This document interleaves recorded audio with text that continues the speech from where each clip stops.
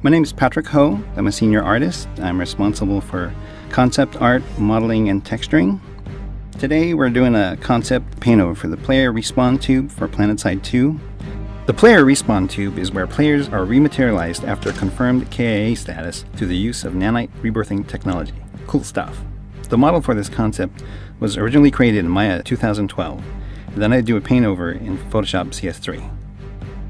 I start with a rough sketch over the surface of the model, and I'm thinking about surface details that aren't only aesthetically pleasing, but also serve as a purpose or function that support what this machine is and does.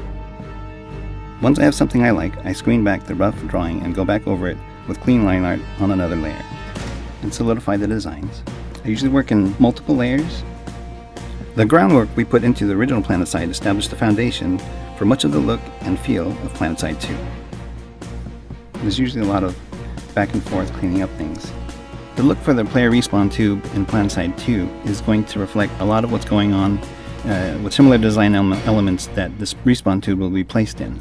So we're talking about a lot of hard edges and angles and a lot of clean surfaces in this particular example. Once I've gotten a solid line work for the design, I'll begin shading. With the shaded render as a base, I start laying in some stronger shadows and highlight details. I work in multiple layers. I like to use a combination of the airbrush tool, gradient tool, and line tool. I'm working in grayscale at the moment, but we'll add color later. The shaded render serves as a base for the light and shadows, and the vector render is used as an easier and faster way to maintain certain details, as well as make quick selections in Photoshop. The line art also serves another purpose. It'll serve as shadow areas for a lot of the detailed paneling that goes into the player respawn tube. You'll see that I'm also adding highlights with the pen tool that'll give a lot of that paneling pop and dimension. For the most part, we're given a fair amount of liberties when we're doing concepts. After laying in most of the detailed shading, I start to add various textures to add extra surface details.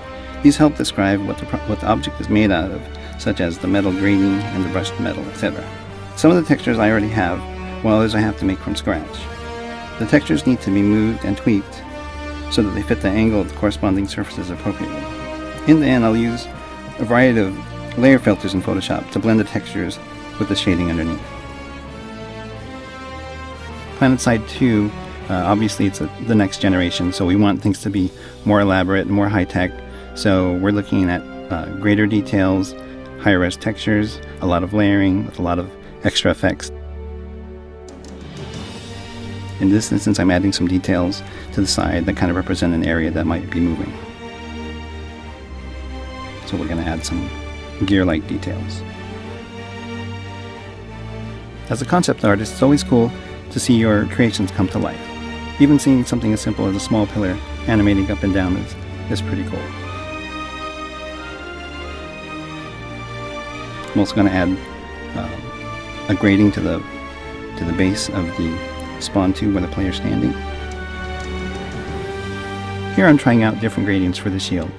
They're grayscale at the moment, but we'll be adding color to finalize the effect.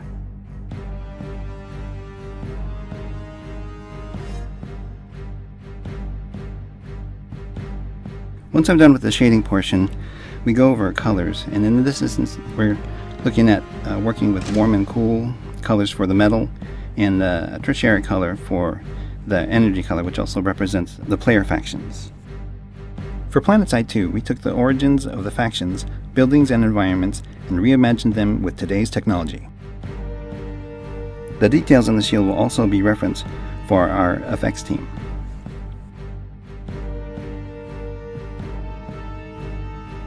And in this instance, we're going to be adding things like the effects, which means the glow and sort of like the neon that's surrounding a lot of the panels, as well as the shield and its effects.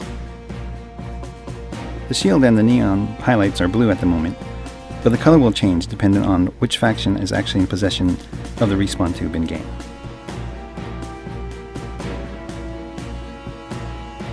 To add finishing touches, I add sharper highlights to the edges and reflected light from the neon and the shield.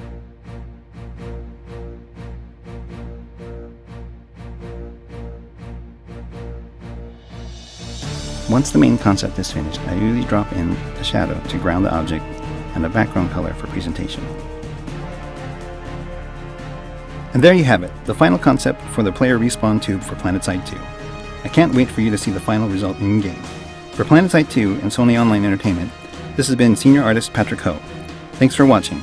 Also, for more information, check out planetside2.com.